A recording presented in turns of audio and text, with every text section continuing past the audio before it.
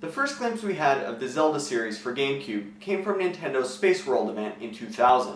The brief clip shown included realistically styled versions of Link and Ganondorf battling it out, and left Zelda fanatics salivating. But when the actual Zelda game in development on the system was revealed 1 year later, many of those same fans were thrown into fits of rage.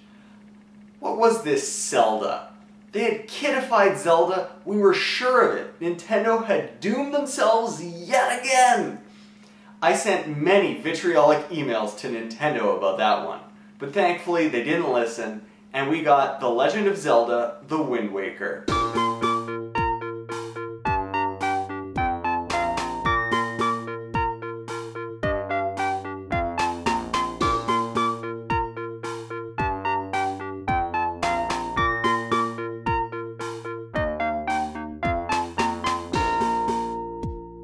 The Definitive 50, with your host, Noobs.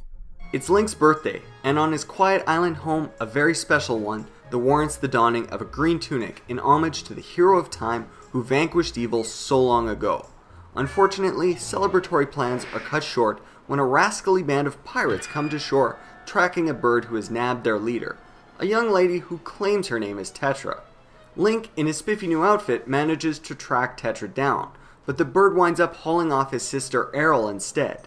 To make up for bringing the bird to Link's home island, Tetra and team agree to take Link to the Forsaken Fortress where his sister is being held. It turns out Aryll and Tetra are just two of several girls who have been captured by a resurgent Ganondorf on a mission to find the heir of Hyrule. Unfortunately, Link is cast off into the Great Sea before he can rescue his sister and left for dead before his rescue by, I'm not kidding, a talking boat, the King of Red Lions. With his new companion, Link sets out to track down the 3 pearls of the goddesses and the Master Sword itself in the hopes of finding a means to defeat Ganon.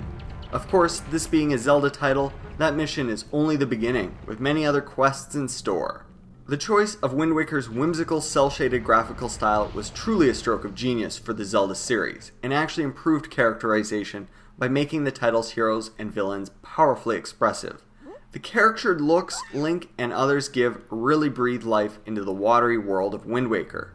As well, environments are richly colored and clean, while lighting is eye-popping. Altogether, Wind Waker looks like Link to the Past in 3 dimensions. Wind Waker's gameplay shouldn't be a surprise to Zelda veterans. Link's basic moves remain largely unchanged from what was established on the N64. And yes, you'll still be exploring labyrinthine dungeons filled with monsters and puzzles, but there are some refreshing tweaks. Combat is altered by the new ability to pick up and fight with enemy weapons. Parrying is also introduced, with Link able to deliver devastating blows to enemies with a well-timed tap of the A button. Link's arsenal beyond the sword is also smartly adjusted. With the grappling hook, for example, players can actually hang and swing from certain ceiling elements. What really sets Wind Waker apart, however, is its vast ocean overworld.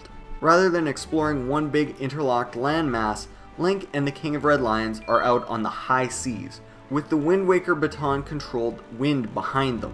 The openness of Wind Waker was a return to the more exploratory roots of the Zelda series. You never know what each new space on the map might hold. Zelda fans don't know what they want. Despite early protests that the series was headed for cataclysm, Wind Waker turned out to be one of the most enjoyable of all Zeldas, and quite possibly the most charming game in the entire series. Let me know what you think of the Wind Waker and the Definitive 50 in the comment section below. Don't forget to rate and subscribe. Check back next week for entry number 3 on the Definitive 50 GameCube games.